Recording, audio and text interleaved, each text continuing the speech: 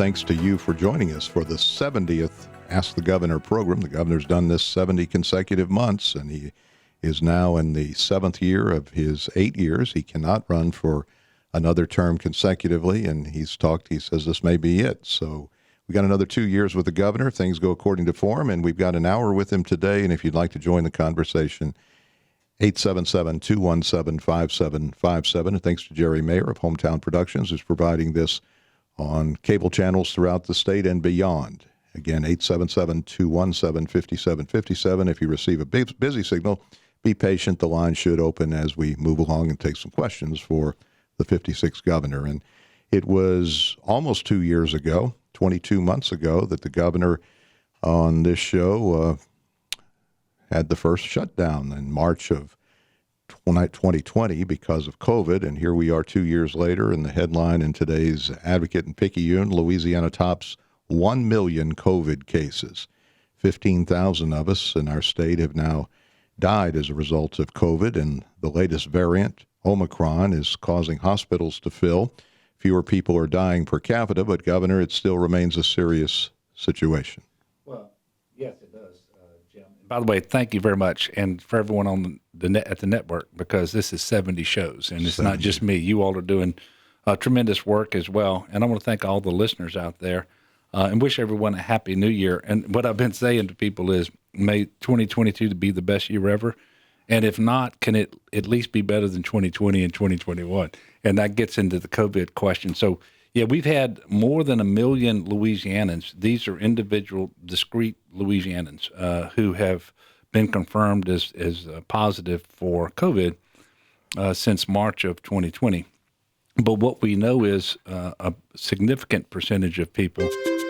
Oops, Jeff, there we go. There's a significant percentage of people, it could be as high as 40 to 50%, who have COVID, and they're either so mildly symptomatic or asymptomatic that they never test and never gets confirmed. So the total number is much higher than 1 million. But, I'm hopeful. I don't have anything to report today that we've crested on this Omicron surge. I'm hopeful it's going to happen really soon, because the biggest challenge we have is with hospitalizations. And thank God it is less virulent than other strains of the virus, because if it weren't, we would be in really bad shape right now in hospitalizations and so forth.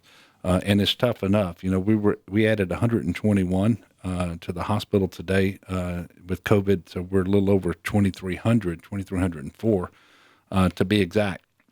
And so we do need to crest soon because it's a function of both the hospital census, but also the staff members who are themselves out with COVID. And so it's a really challenging time still for our state and for our healthcare delivery system in particular.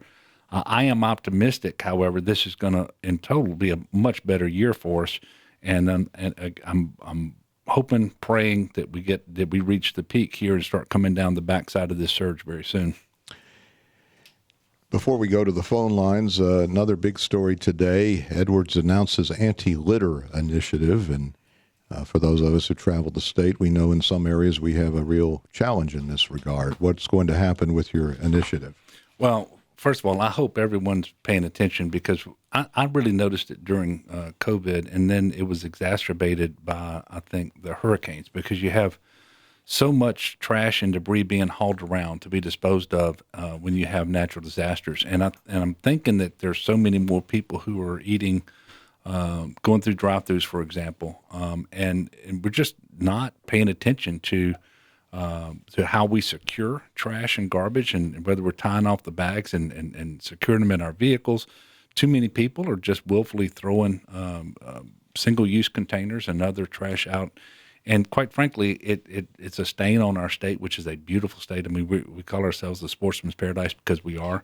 God has blessed us with a naturally beautiful state. We just have to do better. So I established a task force. The lieutenant governor is going to be in charge of it. He's got the Keep Louisiana Beautiful apparatus, and so we're going to have a task force. They'll report back in July. But this is multidisciplinary. It's going to be law enforcement, wildlife officials, and so forth.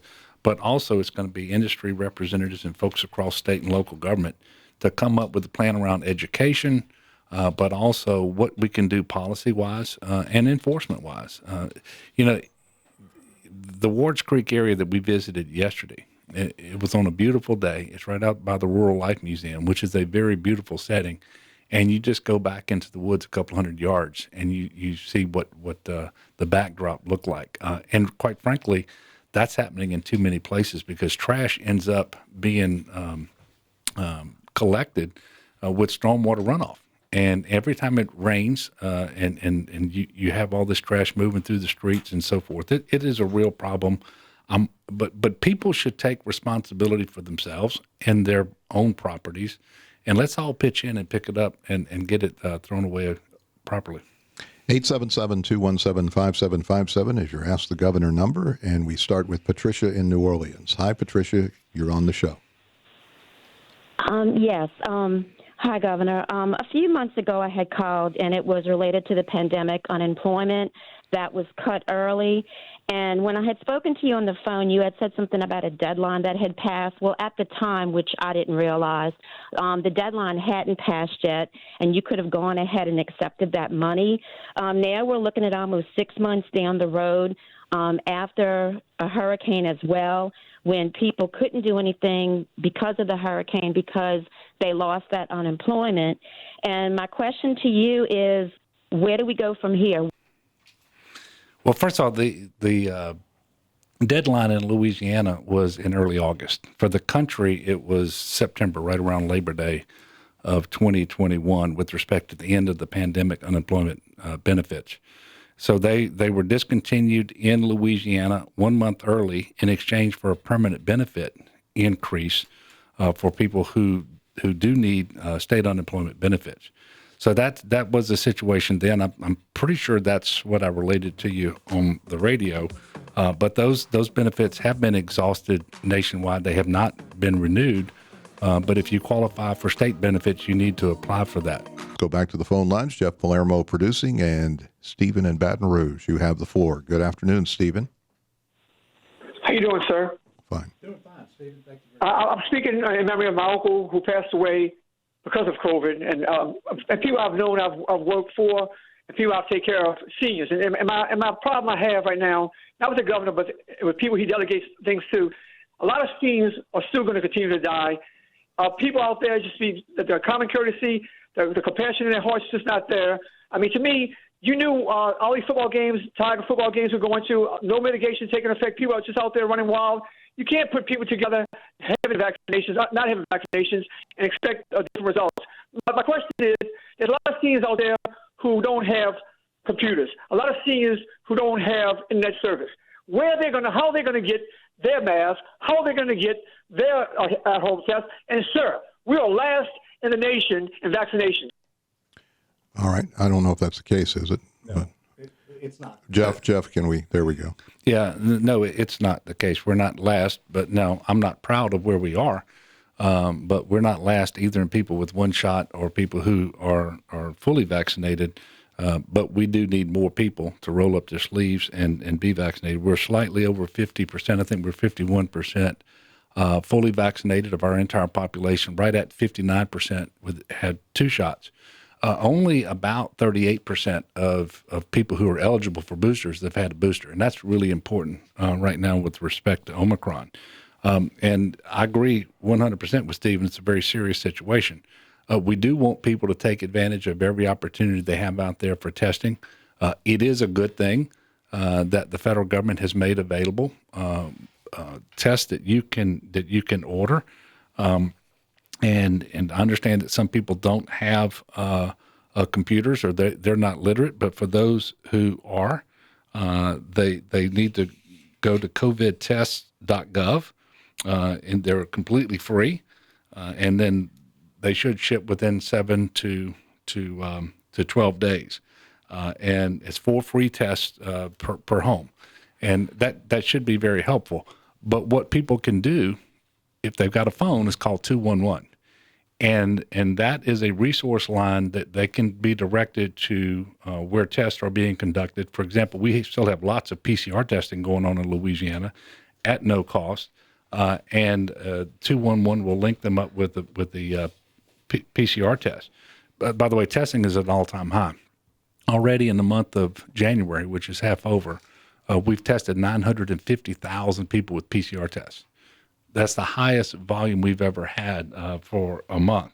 And what it represents is so many people out there have COVID, especially because of this Omicron variant, which is responsible for right at 100% of all of our cases. And it's extremely transmissible, and people are taking it seriously, and they should.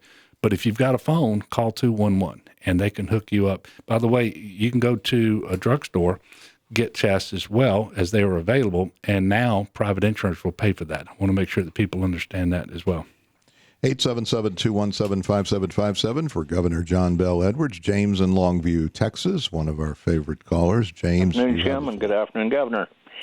And anyhow, I just want to ask you, Governor, about your recent meeting with the descendants of Mr. Homer Plessy, who was famous back in the 1800s for the famous Supreme Court case, Plessy versus Ferguson. I'm glad you pardoned him. It should have been done long ago. I applaud you for that. Could you tell me about your meeting with the sons of Mr. Plessy and your overall view of the matter?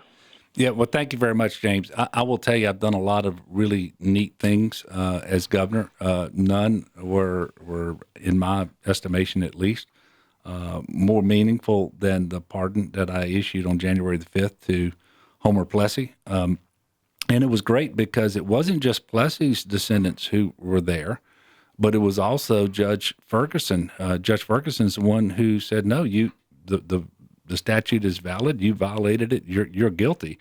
That's why it was Plessy versus Ferguson. And then the one Supreme Court justice who issued a dissent, Justice Harlan out of Kentucky, one of his descendants was there as well. And to see all of those people gathered in New Orleans at the site where he was taken off the train and arrested for violating a statute that clearly should have been unconstitutional after the 13th and 14th Amendments and so forth. I was very happy that I had the opportunity to do that.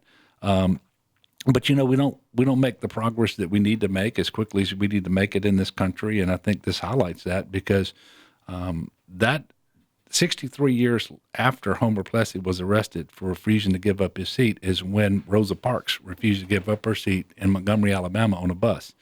So substantially the same situation, same actions violated a law. And so what it illustrates is, as a country, we lost 6 decades because of Homer versus Plessy.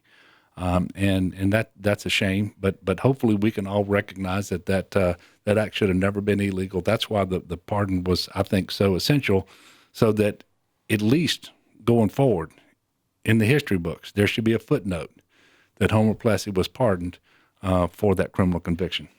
Pat in New Orleans. Pat, you are on Ask the Governor. Hi, Pat. Hello, Governor. First of all, I want to applaud you for releasing the coastal plan today. And your coastal team is doing, I think, a yeoman's job, so thank you. But could you please tell me when the critical Barataria Sediment Division will be constructed? Because it seems to be like it's on hold. Yeah, well, it's not on hold, but there are a lot of processes that you have to go through, especially when you have federal funding involved. And so we actually are going through the environmental process now to identify what impacts that we need to mitigate against, what those mitigation measures are going to be. And one of the things that happened recently is that they actually changed the volume of water that would be flowing through the diversion at any one time in order to lessen some of those adverse consequences. So it is proceeding, and it's a very important part of our overall effort to restore the marsh in Louisiana to have that storm buffer, if you will, by simply reconnecting the sediment in the river with the marsh, something that used to happen naturally every spring when the river would flood, but it hadn't been able to happen since about 1927 when the levees were built. But it is not on hold.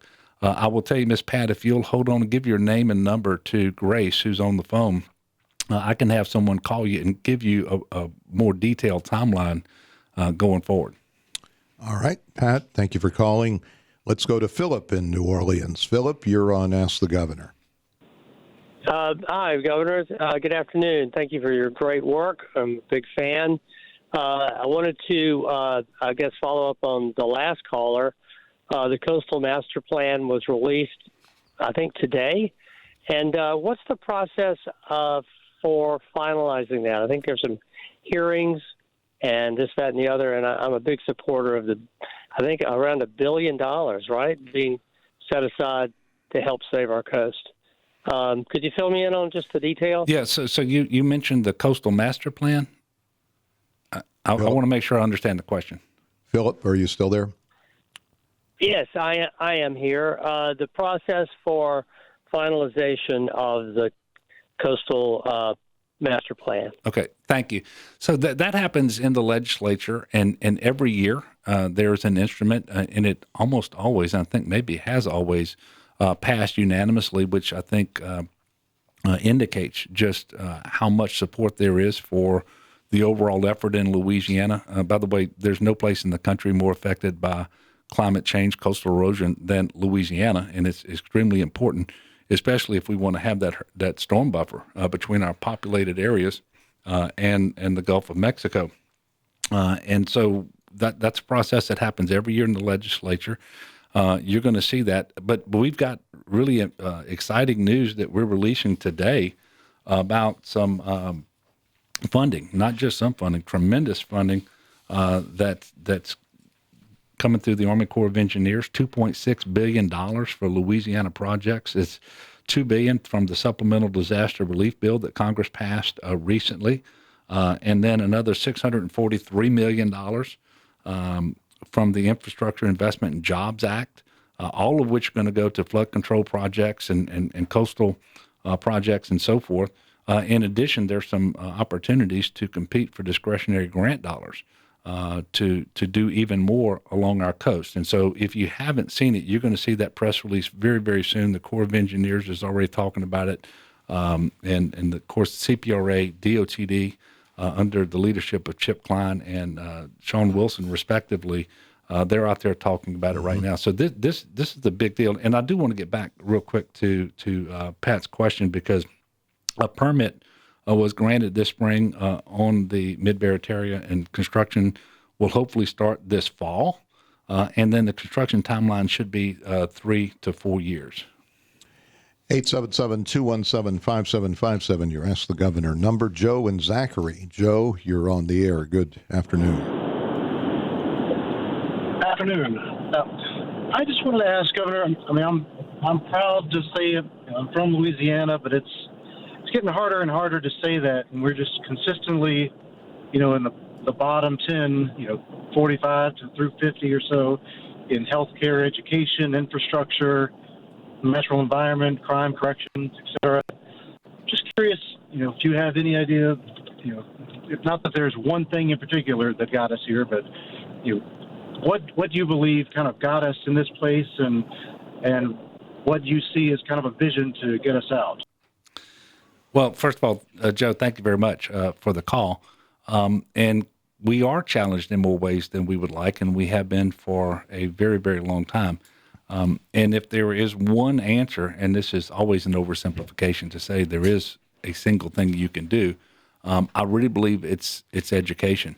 And we have to have more of our citizenry better educated, so that we can kind of break cycles of poverty in the families where that exists, and get more people through school, get them a degree, get them a certification, so that a job, and really not just a job, you want a career, is available to more of our people. So investments in education, I think, and then those have to be sustained. It's I can tell you that we're going to have a budget proposal for the legislature next week that is going to be very robust in terms of increased investments in education at all levels, early childhood, K through 12, and higher education. And there have been times in Louisiana when this has happened. It has not been sustained very well. Over time is what I mean. And so we need to get more investments. We need to produce better results, and we need to do that over a long period of time. And I think you will see that all of the other problems get diminished. The situation improves, whether it is poverty, whether it is healthcare, whether it is crime, you name it. So education is the key. February 1st, which is just a few days away, 13 days, the lawmakers will convene at the Capitol for a session on redistricting, and the governor has some thoughts, particularly regarding the congressional lines, which right now are contorted, and we have a situation in which only one member of the delegation is a Democrat, and we know that a third of the population in Louisiana is African American, meaning that if districts were drawn proportionate to population, there would be 2 black members of Congress in Louisiana out of the 6 members of the U.S. House of Representatives.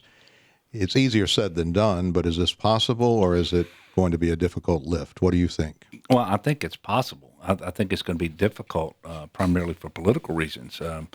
It would be very difficult to get a majority vote in the House and the Senate, which has majority Republicans in both, in order to create another district would almost surely be Democratic. But as you mentioned, a third of our state is African American. We have 6 districts. A third of 6 is 2.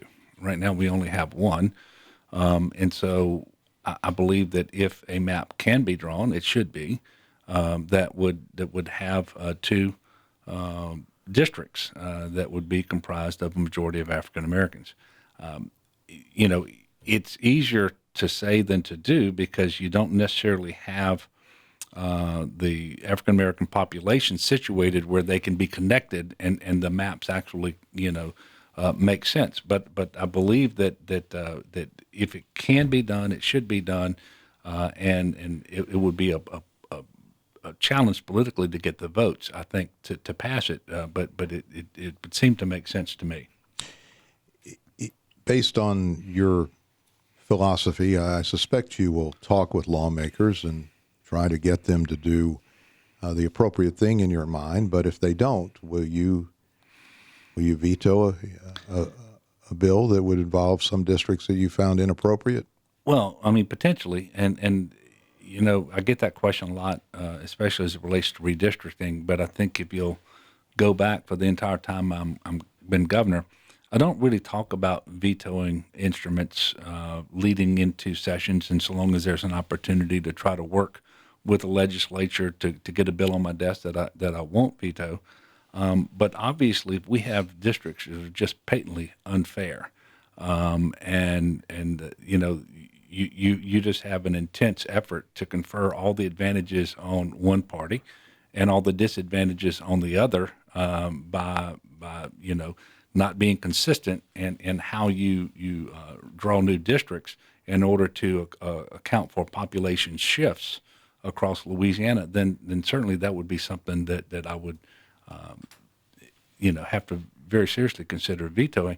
I don't know that's going to happen. I really don't, and so I don't like going into session, saying if you don't do exactly this, there's going to be a veto. It needs to be a fair map. We're not going to have retrogression, at least in the House and the Senate candidates. Maps, for example, with respect to the number of African American majority seats and that sort of thing. And so if it's just a transparent, fair process, then I believe that we're going to be okay. On the education initiative, which you mentioned in the last segment, there is money that will not be available forever related to COVID, and you have a surplus, and you mentioned education and higher education. And as you know, when you were a state lawmaker, higher education really took a big hit. Are you back to where we should have been or could have been during the previous administration, or is this still a work in progress? Well, we're not back where we want to be in the sense that we haven't changed the funding formula for higher education. It wasn't that long ago that about 30% of the funding for higher education came from tuition and fees and 70% from the state. And then under the Jindal years, that got inverted. And we're working to try to even that out. But what I can tell you is over the last several years, we have had net new investments in education at all levels. You asked specifically about higher education. But, for example, the TOPS funding has been enough to cover the entire cost of the program. We've increased GO grants, which is need-based aid for higher education. More recently, we have been able to have annual increases in the funding formula. That's the pot of money that gets allocated across all of the various systems and institutions. We actually gave faculty pay raise last year. I look forward to doing all of those things again this year, with also an effort to spend some of the non-recurring revenue on deferred maintenance and on capital construction with respect to our higher education institutions as well. But there's some other specific things that we're working with regents and the systems on. So for example, we have a broadband initiative where we're going to be spending hundreds of millions of dollars to try to eliminate the digital divide by 2029. Lots of fiber is going to have to get delivered to homes all across the state. Well, there are jobs and career opportunities there. Working primarily through the community technical college system, we're giving them special funding so that they can have a workforce that is trained, educated, ready to deliver when these grant dollars start circulating through the economy. So there's an awful lot of emphasis on higher education. What you're going to see when Jay Darden, the Commissioner of Administration, presents the budget next week, the budget proposal that we're going to make is a significant investment in higher education of net new dollars. And what you're going to see is no one-time money going for recurring expenditures.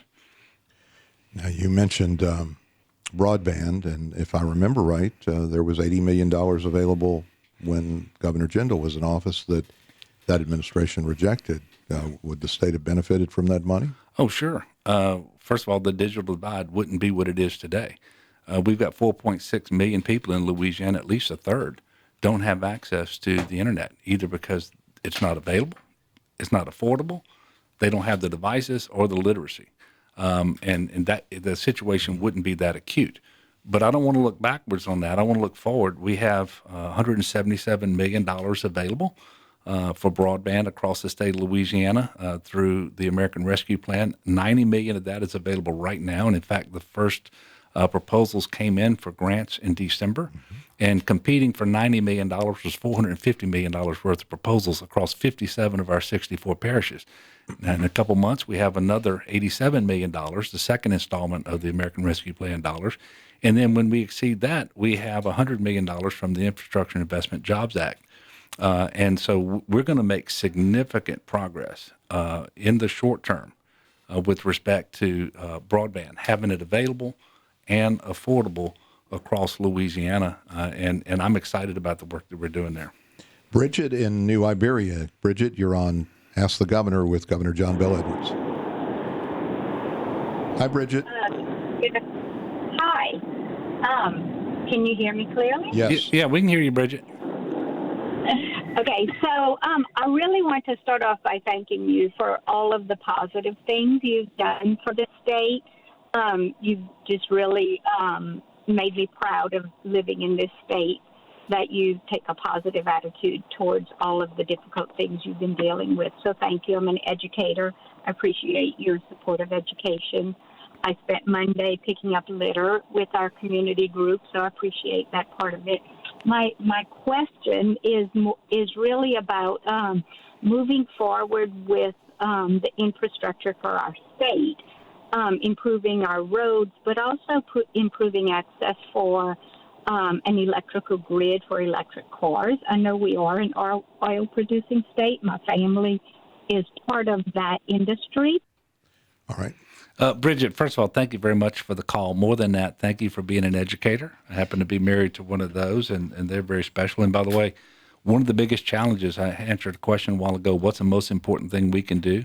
That's improve education in Louisiana and do it on a sustained basis from early childhood all the way through K through 12 and higher ed, is having enough teachers in the classroom, and that's going to be a real challenge. Thank you for picking up litter as well. We need to make sure that we have infrastructure available for electric vehicles. It's just going to be important for us going forward. So, for example, Amazon is building fulfillment and distribution centers across Louisiana. They're going to buy 100,000 electric vehicles to use across the country. They have to have an infrastructure to support that. But it's not just them. It's anybody who wants an electric vehicle. And whether you live in Louisiana or you're visiting Louisiana, you're driving through, it's going to be really important.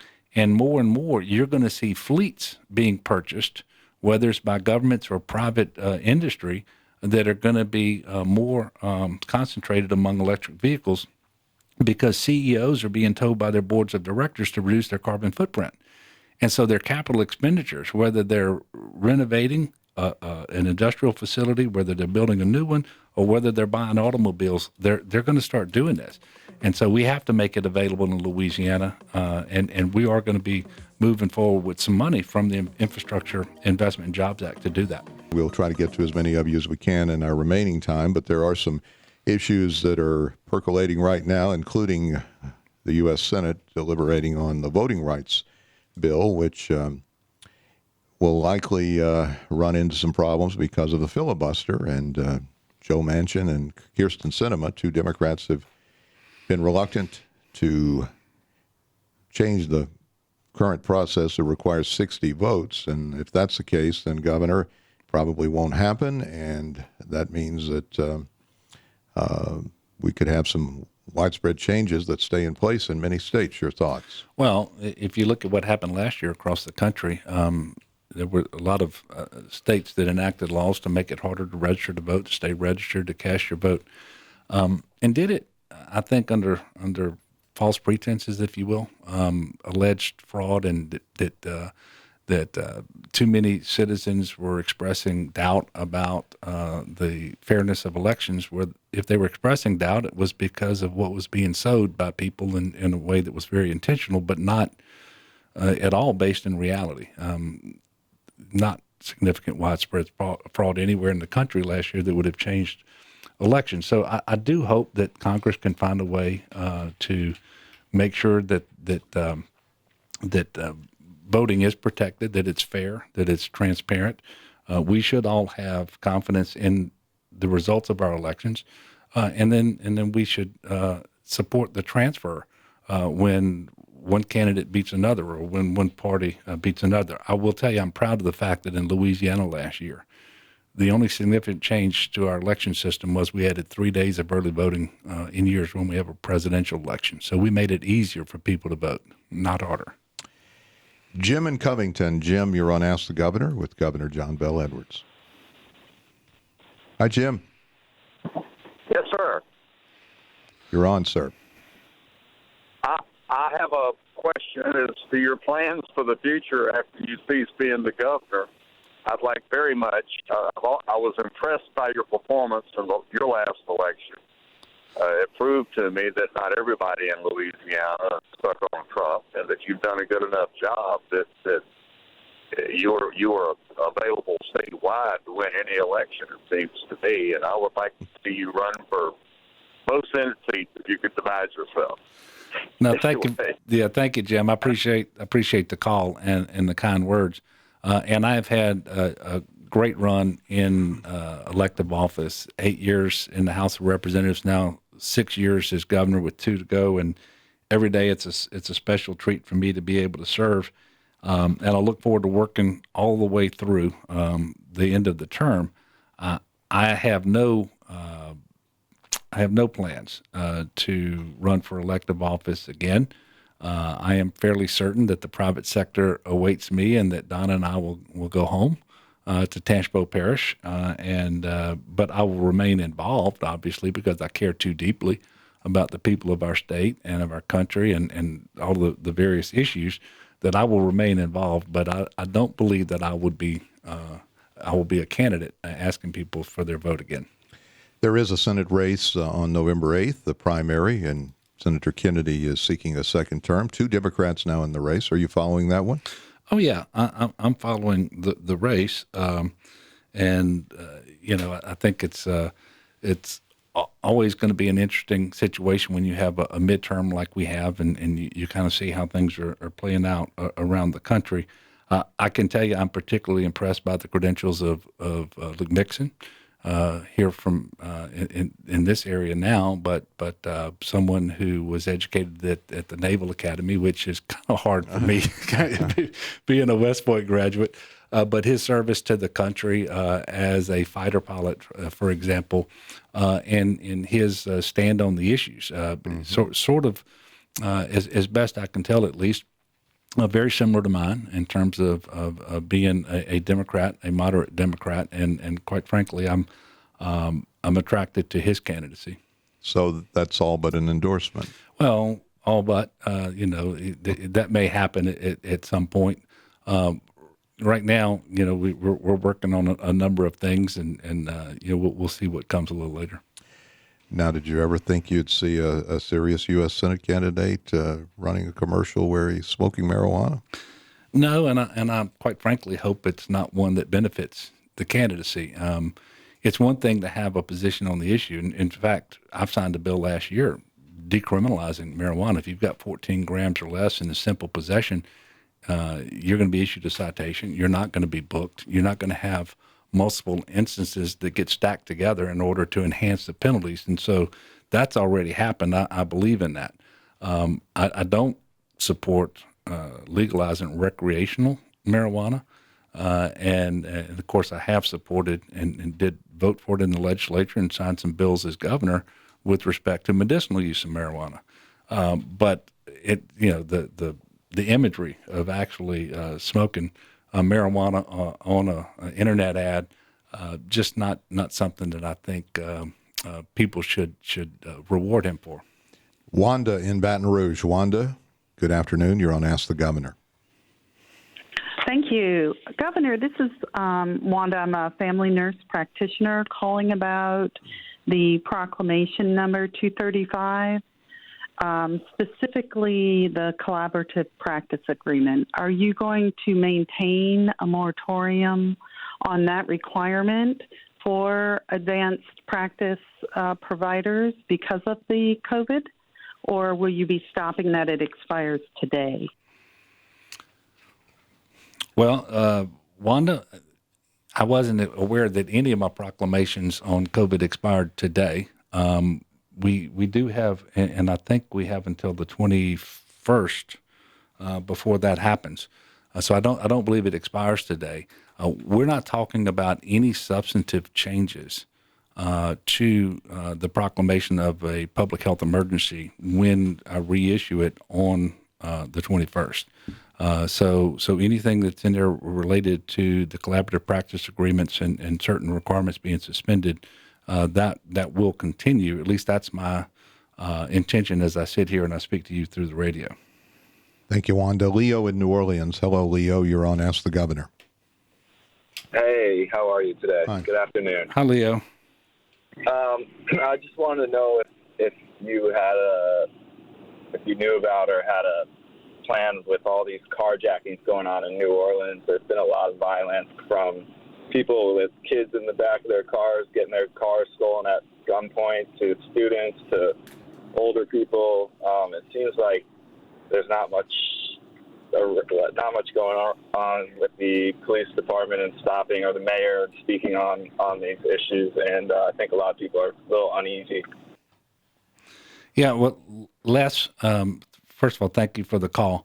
I have heard from some individuals about problems with an increase in crime, or at least that's the perception. I suspect that it's real. We know, for example, and it's kind of strange, but we've had decreases in certain categories of crime, certain property and nonviolent crimes, and then increases in certain crimes, especially the ones that you least want to see, like murder. And that's happened here in our state, particularly in urban areas, as it has around the country with respect to COVID.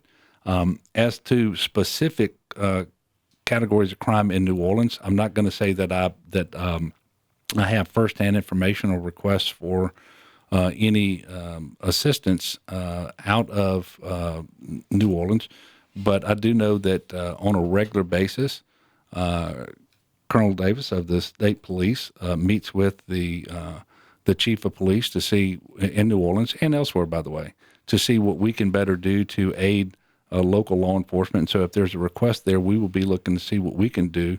And of course, there's been an elevated presence in New Orleans of state police officers for many, many years. and that will continue at least for the Mardi Gras period. But we'll be working with local officials and to try to address crime, which is just about by all accounts increasing in certain areas. And I know you specifically mentioned carjackings in New Orleans. This will be our final caller today, and we thank you for calling us. And the governor will be back February 16th. But here is Fred in New Orleans. Fred, you're on. Hi, Governor. Thanks for all you've done for the state. I've had a chance to see you speak at the Algiers Economic Development meeting a few years back. And I voted for you, my family did, so we appreciate what you've done for the state. My question is about funding and how it affects general education and local municipal budgets. All right. What about local budgets? You addressed education, but... Yeah. First of all, Fred, thank you very much. I'll be back at the Algiers Economic Development Luncheon again this year, which happens during the regular legislative session. Obviously, funding for education happens both at the state level and the local level, and there's some federal dollars too. But when you start talking about what's available, for example, for teacher pay and for things like that, it's really state and local efforts. And that's the way the Minimum Foundation Program works. That's our funding formula for K through 12 education. It is very important that local districts have the support of the people that are in the district so that they can have the resources that they need. Because there are districts in our state that support education to a higher degree. They pay their teachers better, their facilities better, and so forth. And then obviously there are districts in the state where that doesn't happen. And what we offer per child is largely the same from the state. And the difference has to do with what that local support is. So we do encourage local government to support education. That's how we get our teacher pay up and other things as well. But thank you, Fred. And thank you for joining us back next month with Ask the Governor.